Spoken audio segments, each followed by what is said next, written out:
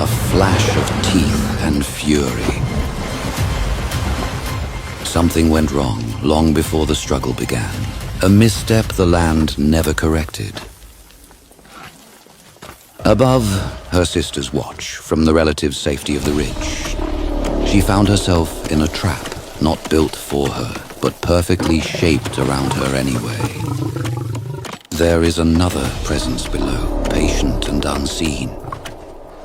Gravity becomes her primary opponent. The earth refuses her. The hunters of the river wait. They measure the seconds until something breaks. She shifts sideways. A different choice, a different fate. She finds a hold where there was none. But something is already moving beneath her.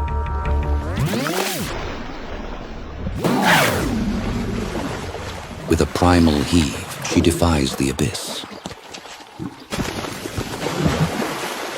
The earth gives nothing back. She tries once more, as if repetition could become escape. Each attempt a little shorter, a little heavier. She moves as if escape could change direction with her. And above, the land she belongs to remains perfectly still, as if it never noticed her falling away from it. They do not move.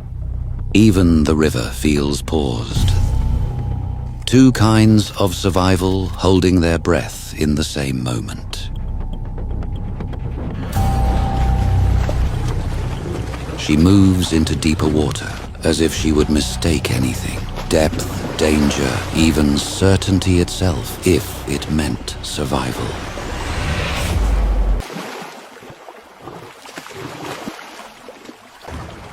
A brief rise, a shallow climb, something that feels like hope. But there's always a fragment of earth refusing to hold her. The river does not change its mind. Every path she finds is already being watched into silence.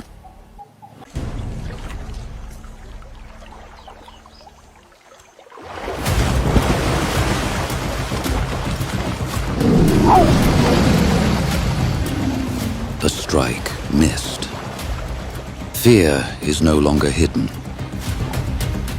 If the lioness fails here, the legacy of her bloodline ends in this river. A watery grave for a queen of the plains.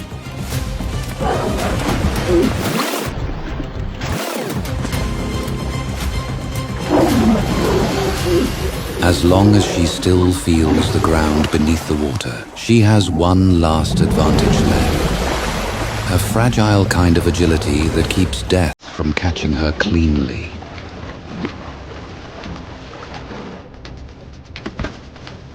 And once again, she turns to climb, carrying the illusion of distance, while the river simply remembers her direction.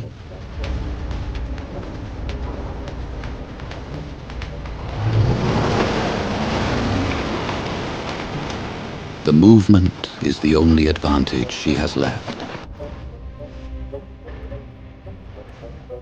Only a thin line of earth separates two worlds.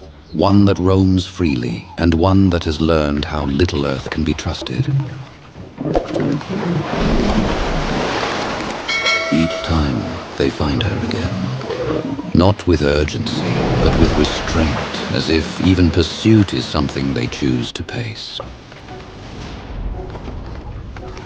For a second, the pace breaks, slow, deliberate, as if speed itself has become a risk instead of a solution. Below them, she struggles in the water, not drowning yet, not hunted yet, but she runs like resistance made flesh, not away from death, but away from the idea of accepting it. Every escape carries a consequence. Each survival becomes a signal. One presence fades, and another notices the movement it created.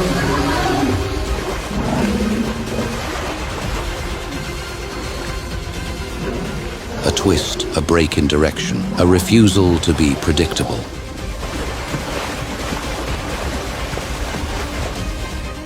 No longer a lioness, no longer meant for this place, just something small against stone and gravity.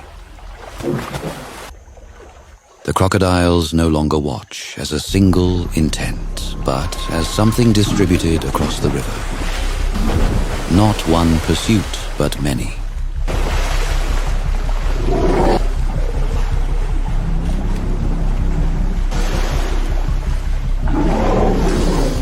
Every movement is sharp, as if survival itself has become muscle and breath.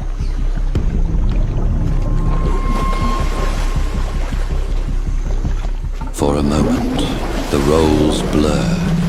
She becomes the thing that escapes through impossible surfaces, and the river below answers as one presence, many bodies rising at once. They become what is forced to react, to converge, to chase what refuses to remain in any single place.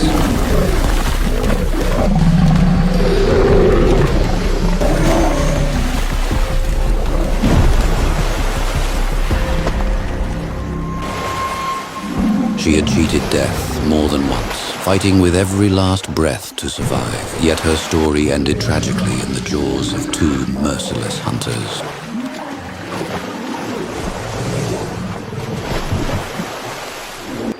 The ambush relies on complete stealth and lightning speed.